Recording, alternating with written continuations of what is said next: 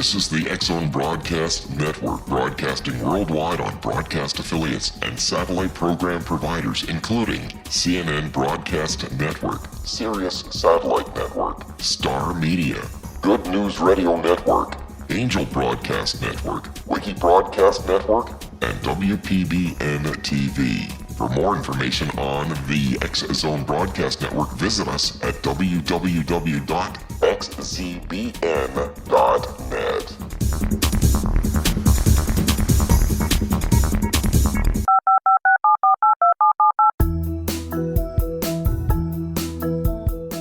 Did you know that when you're on the road with limited data or Wi-Fi, you can still listen to the X-Zone Radio Show with Rob McConnell, The Science of Magic with Gwilda Wiyaka, X-1, Dimension X, Space Patrol, and every minute of the X-Zone Broadcast Network by calling 213-401-0080, courtesy of Audio Now. No smartphone, app, or internet needed. It saves your data plan, and it's free if you have unlimited minutes. Call 213-401-0080 to listen on any phone, anytime, anywhere. Remember, 213-401-0080 for the best of the paranormal, parapsychology, and sci-fi radio programming anywhere, 24/7, 365. And welcome back to the X-Zone, everyone. My name is Rob McConnell. It's Thursday, April the 29th. This is hour 2 of our show. We're coming to you from our studios in Hamilton, Ontario, Canada, on the Talkstar Radio Network, X-Zone Broadcast Network, and Star Cable. Toll-free worldwide, 1-800-610-7035. Email xzone@xzoneradiotv.com. On MSN Messenger, xzoneradiotv@hotmail.com, and our website, www.xzoneradiotv.com. And X-Zone Nation, the X-Zone store is now up and running at xzonestore.com. And once again, I'd like to thank my good friend John Reynolds at SEFX 3D for his hard work. And if you'd like to find out more about John, there's a very simple way. Just go to paragators.org, click on SEFX 3D, and it'll bring you right to his site. John is also the co-executive producer of Paragators. And to find out more about Paragators, visit our website, paragators.org. My guest this hour is veteran space journalist E.P. Grondine, and he is the author of Man and the Impact in the Americas, a comprehensive overview of the effects of asteroid and comet impacts on the first peoples in the Americas. And his primary beat since 1997 has been covering the lack of attention paid by NASA officials in dealing with asteroid and comet impact hazard. And his reportage, analysis, research, and humor have appeared nearly 200 times in the Cambridge Conference, an electronic forum where the world's comet and asteroid specialists gather together. And we're very happy always to have E.P. Grondine join us back here in the X-Zone. And E.P., welcome back. How are things with you, my friend? Well, just fine, Rob. How are you doing? I'm doing great, thanks. Thank you, E.P. With the... we're going to go to a commercial break in about a minute. So, Stephen Hawking came out the other day and said that if E.T. does come to this planet, it just very well be like when the Europeans came over to the Americas and what happened to the Native Americans. As somebody who deals in the space beat, what is your comment on that statement by Dr. Hawking? Well, it's not likely because there be resources much closer to their home planet that they would exploit first. And I think also, if you look at it, anybody that's intelligent is going to be kind. So they're not going to be warlike. Just had to ask you. They wouldn't have been able to evolve and advance technology if they were warlike. E.P., you and I have to take our first commercial break. Always great talking to you. E.P. Grondine is our special guest, X-Zone Nation. His website, cosmictusk.com. That's www.cosmictusk.com. EP and I will be back after this 2-minute commercial break as the X-Zone continues from our studios in Hamilton, Ontario, Canada, on the all-new X-Zone Broadcast Network, Talkstar Radio Network, and Starcade.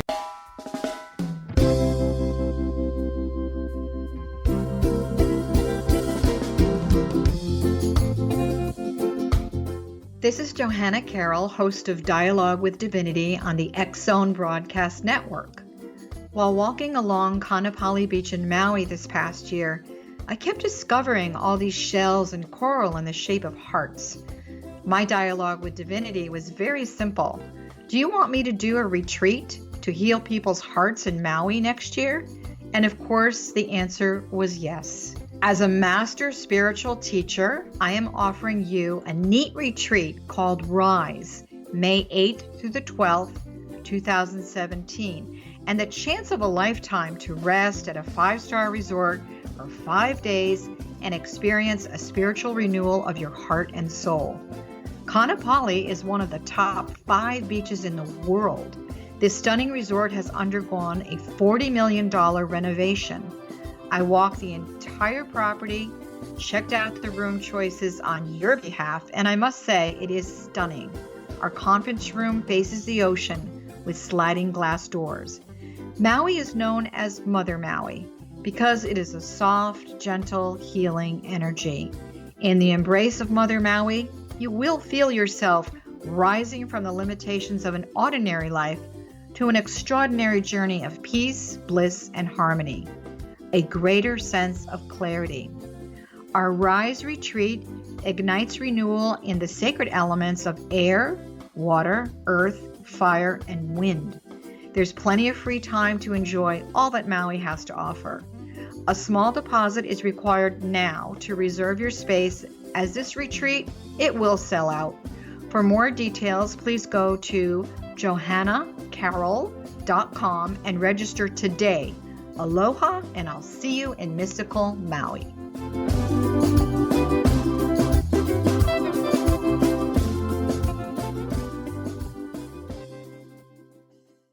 E.P. Grondine's our guest this hour. His website is cosmictusk.com.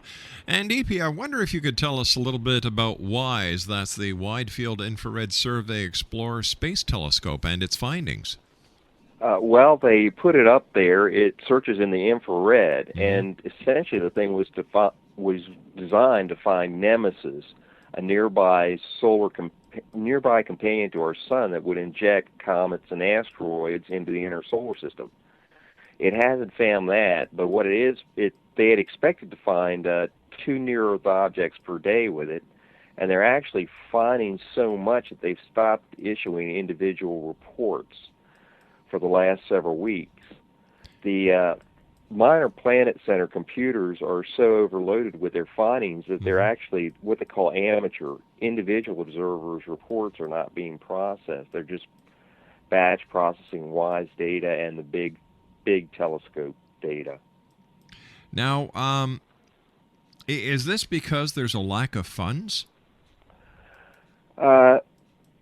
Yes, actually, there still is a lack of funds. We've gotten the money up under Obama by $16 million, but we still need more. I think the minimum to meet the congressional requirements is about $50 million per year. And how much is going in per year? 20 right now. What's happening with the rest of the money? It's being used for other nonsense. Such as? Well, your usual NASA nonsense, you know. A lot of it's being used, a lot of it's just being misused. I'll leave it at that. You know, you and I have talked many times about comets, about asteroids. What about the Comet Encke? What was the significance of Comet Encke on this planet? Well, that's what we got hit with from the mammoth killers on. That's mainly what I detailed in my book was fragments of Comet Encke hitting the Earth. Asteroid impacts were actually a fairly small part of the impacts in the Americas over the last 13,000 years. If you go to Cosmic Tusk, you can see Bill Napier's analysis of it, how it broke up. Essentially, when the mammoth were killed, we were in a stream of multiple Tunguska-type events. There were so many fragments, it just was like a shotgun effect. It came down, and besides the bigger ones that hit up there in Canada and opened up Lake Agassiz for drainage.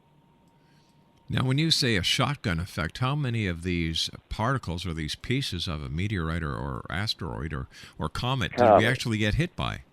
Well, actually, we don't know. Again, we just don't have enough money out there. We're still trying to find that out. A lot of it's just showing up in excavation of Paleolithic sites, and they've learned how to identify the level because there's a radioactive signature, and it's just showing up down to South America. It was massive.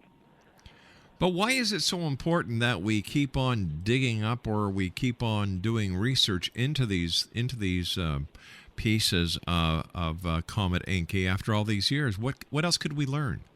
Well, Comet Encke, we've pretty well got tracked. There's not much of it left, but we do have Comet Schwarzmann-Wachmann 3, which is disintegrating and comes into the inner solar system every 5.36 to 5.46 years. And the orbit of it will change, and it will be coming in every 5 years for the rest of our lives. So it's very important to know what happened with the last comet that came in. But if we can't stop it, what's the sense of all this money being put into research that is redundant? Well, actually, we can stop it. One of the large myths is that we can't stop it. We can stop it. We can blow it into dust. Even using non-nuclear charges, or we can divert the fragments so that they won't hit the Earth. How would that happen? How would they deploy such a weapon that would actually alter the course of a comet?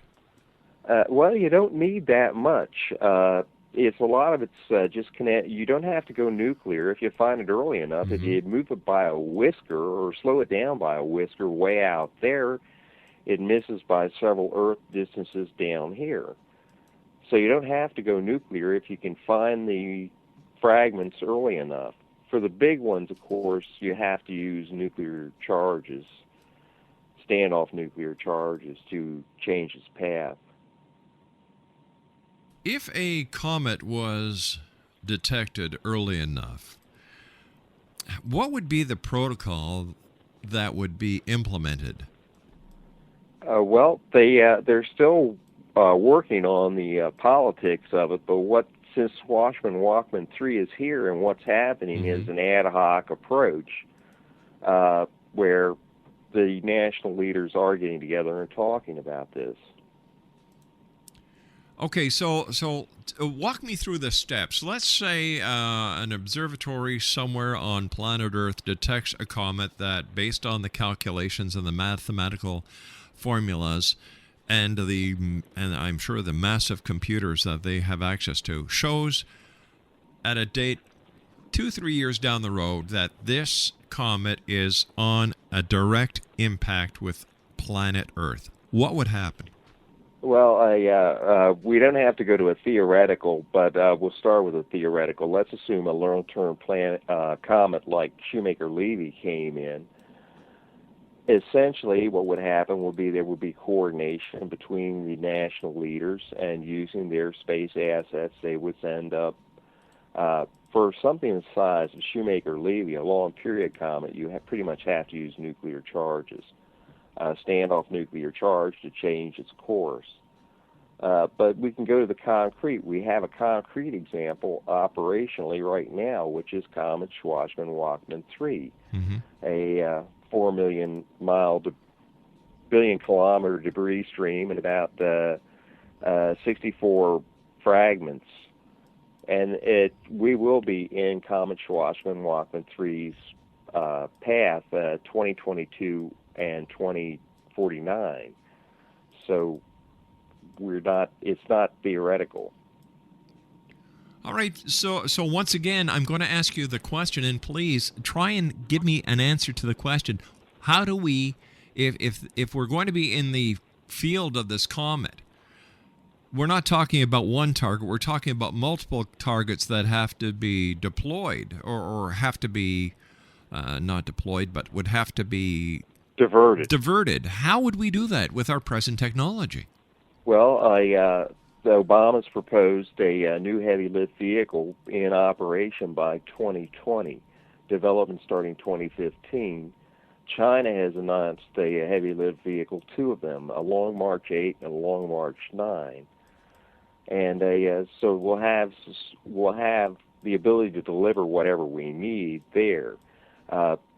Three techniques you can use to divert one of these things. And you can use just a kinetic impactor. If it's small enough, you can hit it with a chunk of metal the size of a desk, and you're pretty much good. You can have use nuclear electric power to run a laser and actually use the surface of a comet fragment itself as fuel in the reaction, jet reaction, and use that power, that rocket engine, to move it. Or we can use a standoff nuclear charge if it's very large. But right now we're talking hypothetical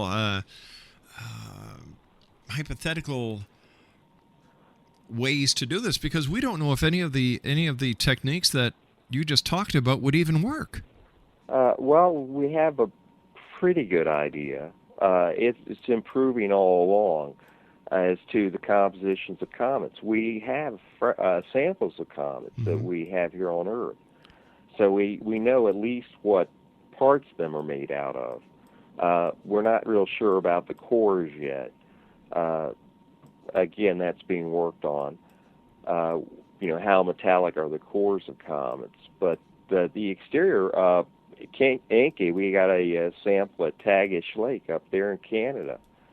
A very small sample of it, so we know its composition.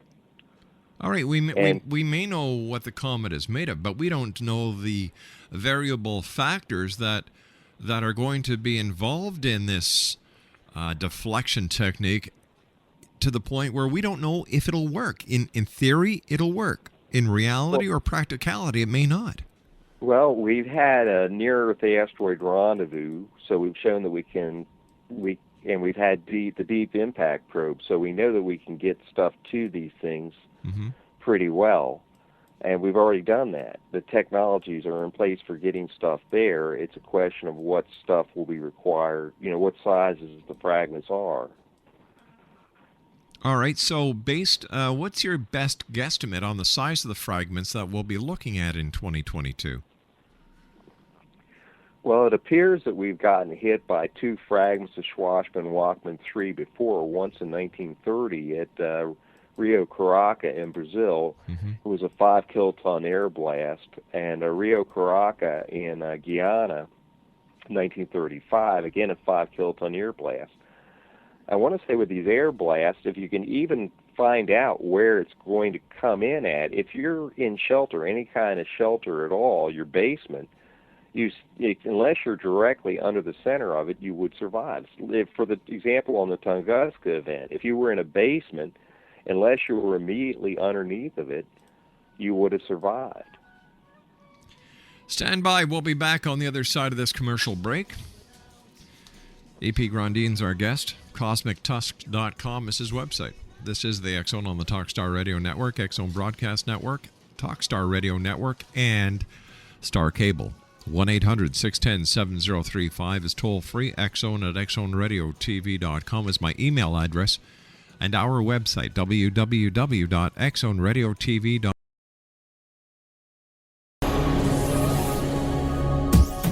This is the X Zone Broadcast Network, broadcasting worldwide on broadcast affiliates and satellite program providers, including CNN Broadcast Network, Sirius Satellite Network, Star Media, Good News Radio Network, Angel Broadcast Network, Wiki Broadcast Network, and WPBN TV. For more information on the X Zone Broadcast Network, visit us at www.xzbn.net.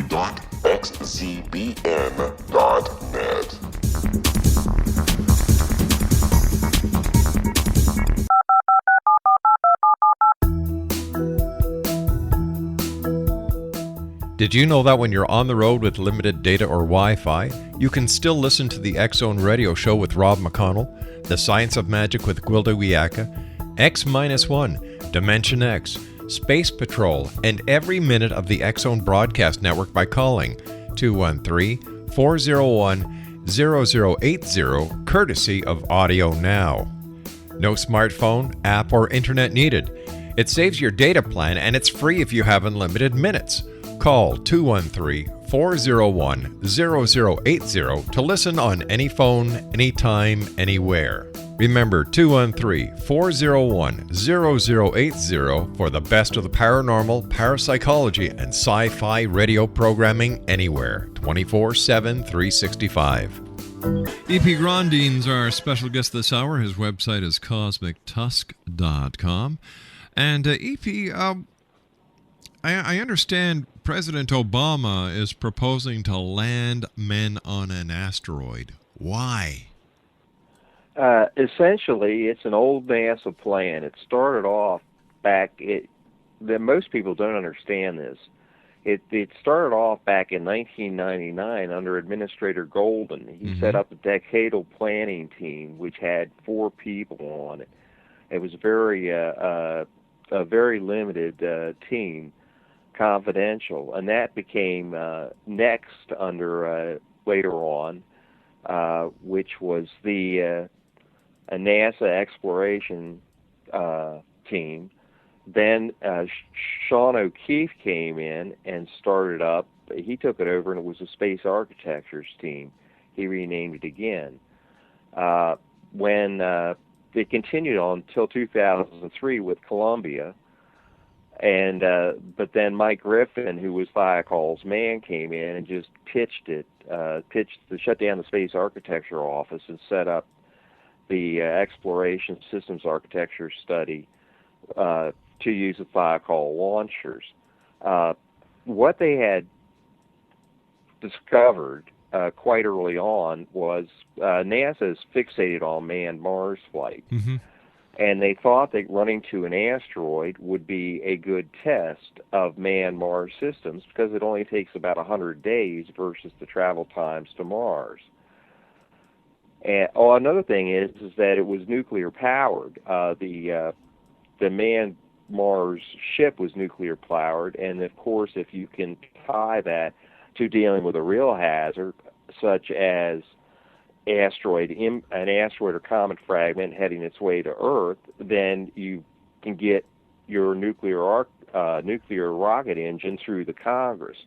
There's generally, most people after Challenger and Columbia really are reluctant to launch any kind of a nuclear charge or nuclear engine. They picked out a asteroid. It's actually 1999 AO10, which is about the size of a football field. And they estimated, this was in 2006, that it could be reached in 2005. There were NASA astronauts became involved with it. There was actually the plan was taken up by Ed Lu, who formed the Asteroid Underground, and they also then Rusty Schweiker comes in. There's an excellent piece in Airspace magazine, which is called Million Mile Mission, and there's a link to it out there at Cosmic Tusk, where you can find some of the history of this, if you want to know more of the history of the development of this. So essentially, when Obama says that he wants to land a man on Mars, he does. And going to an asteroid would be a way of testing those systems. It certainly has the endorsement of Bob Zubrin, who is leader of the Manned Mars Society here in the United States. It has the endorsement of the National Space Society. Excuse me. I was wondering if you could tell us anything about the reaction that President Obama may have had to the hit on Jupiter last year. That got his attention. NASA didn't see the comet coming in before it hit. They saw it after it hit. and it distressed him that they hadn't seen such a massive object before it hit. Also, I want to say that Laurie Garver, who is number 2 at NASA, is acutely aware of this problem, and Administrator Bolden is aware of his responsibilities. All right, so how come the U.S. Congress at that time, based on the surprise not only of NASA and the president of the hit on Jupiter, just didn't take out the old checkbook and say, how much do you need and how fast can you start working on it? Well, the Congress did tell NASA in December 2005 to fine everything to 150 meters, and Mike Griffin, the former NASA administrator, just blew him off. Normally, he would have been fired for that, for showing contempt to Congress. But, of course, Bush had other problems, like a war going on against a Muslim extremists who were trying to kill U.S. citizens. So that kind of got put to the wayside. It's not or is it possible that the former president just didn't have the smarts to realize the imminent danger that not only the United States is under, but the rest of this planet is under if people don't work together and start looking into the skies for these imminent dangers? Well, I'll just put it that he wasn't his father. I would prefer to say that. But he had a lot on his plate, too, you know. Mm-hmm.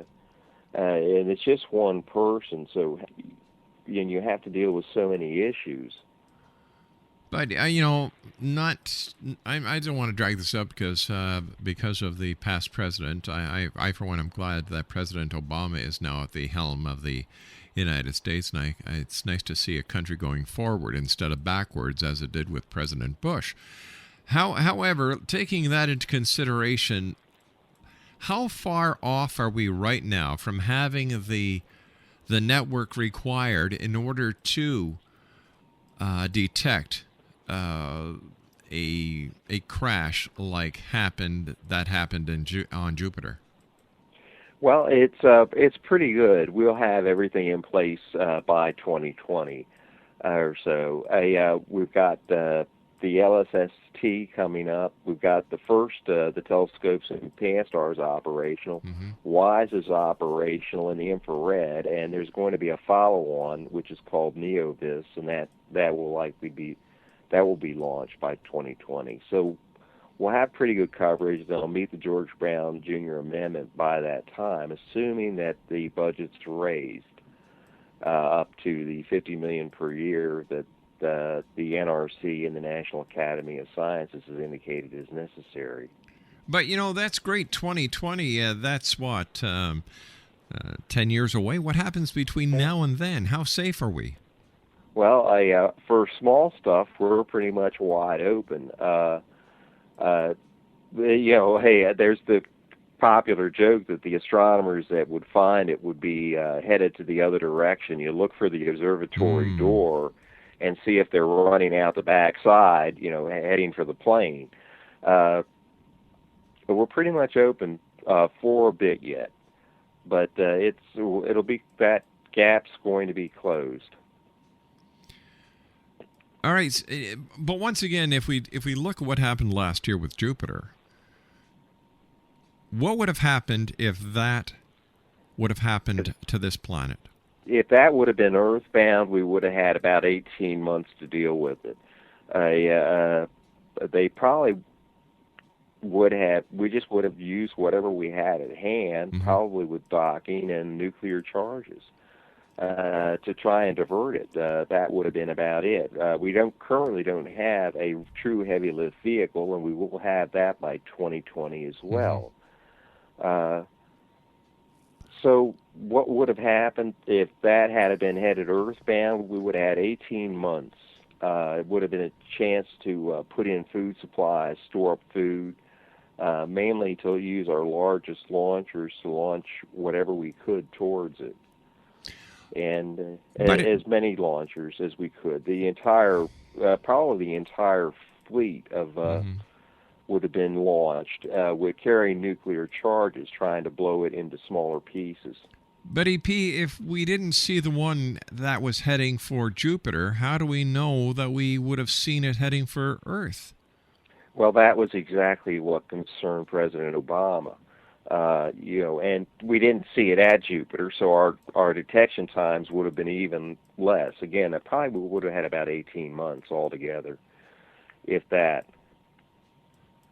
But once again, I don't think you're understanding my question. Is if we did not detect it within our own solar system, how do we know, based on that FUBAR, that with the same technology we have now, because the technology won't be increased until 2020, that we are capable of detecting an object, the size of the object that hit Jupiter, with the present technology that we have now? If we didn't see it, if NASA and the other people who have more alphabets behind their name sometimes than they do brains in their head were unable to detect this rock, this comet, this asteroid, whatever the heck it was that hit Jupiter. It was a comet. All right, if they couldn't detect it within our own solar system, is it then possible that we could still be in danger without them detecting anything? Well, fortunately, the WISE satellite is operational now. So even though the comet hadn't given off a coma, hadn't heated to the point where it got bright, it would be picked up in the infrared.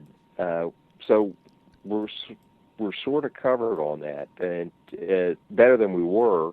When we get NeoVis up, we'll have coverage. Oh, okay, so let me understand it. The answer to my question is no, we're not covered yet. Not yet. No, it's going to be in the next 10 years. Okay, so how do we protect ourselves between now and then? Well, the only thing I can just say is to stay on your legislators and make sure that the money is spent on the detection telescopes and on the processing of the data. Make sure that that's there. We are wide open for another 10 years at least. That's scary. Yes, it is. That's the reason why I started to write on this in 1997. This has been a 13-year struggle for me. It is scary. One of the things that's particularly irksome is the dead comet fragments, which are the largest part of the impactors. There was a denial in NASA that these things hit, and they're awfully difficult to detect because they're as dark as charcoal. If you can imagine a charcoal briquette, that's pretty much what a comet looks like. From the comet samples that we have, we get them as meteorites. And they don't reflect a lot of light. They show up in the infrared. But they do show up in the infrared, and we can detect in the infrared. It has been just like pulling teeth to get NASA to do the right thing. I mean, they even ignored an act of Congress here. There's specific instructions from the Republicans and the senators to find these things, and they ignored it. It's amazing. That was the former administrator, though, not the current one. What was his reason for doing that?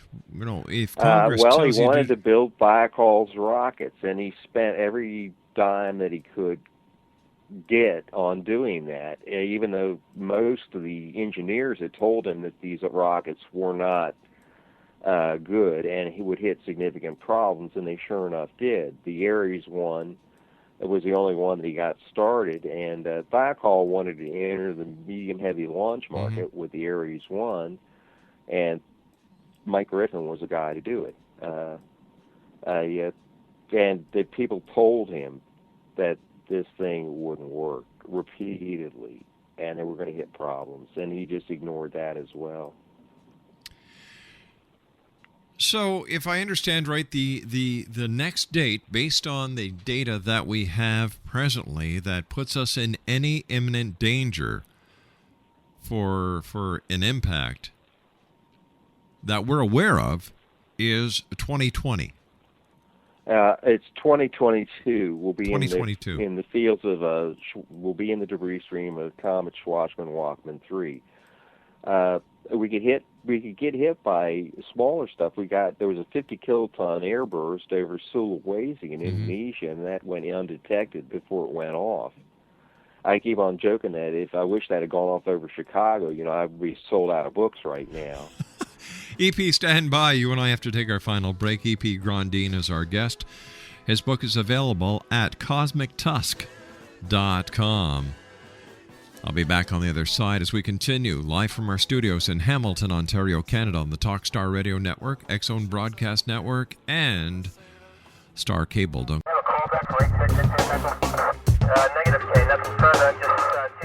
In over 36 years in law enforcement, I've learned a few things. The most important is the proper gathering and preservation of evidence is vital to putting the bad guy behind bars. It's no different in the world of paranormal investigation. Whether it's the search for the afterlife, cryptozoology, extraterrestrials, and UFOs, how we gather that evidence of their existence, preserve that same evidence, and present it to a court of our peers will make the ultimate difference in proving the existence of worlds and entities that are beyond our imagination. Come with me on a journey that seeks to prove with undisputable evidence what man has struggled to believe for centuries. Join me, Larry Lawson, host of the Paranormal Stakeout, coming to the X-Zone Broadcast Network. Check out the broadcast schedule for Paranormal Stakeout with yours truly, Larry Lawson, at www.xzbn.net. For more information about me, my travels, and my team, check out our website at www.paranormalfbi.com or join us on Facebook at Florida Bureau of Paranormal.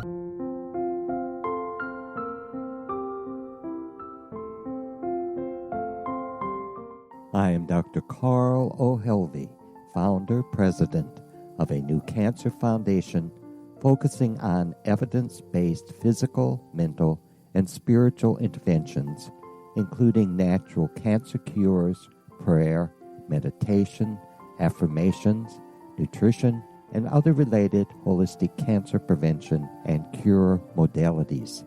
These are used in cancer education, research, and financing care. I ask for your help to continue this important work by donating at www.holisticcancerfoundation.com.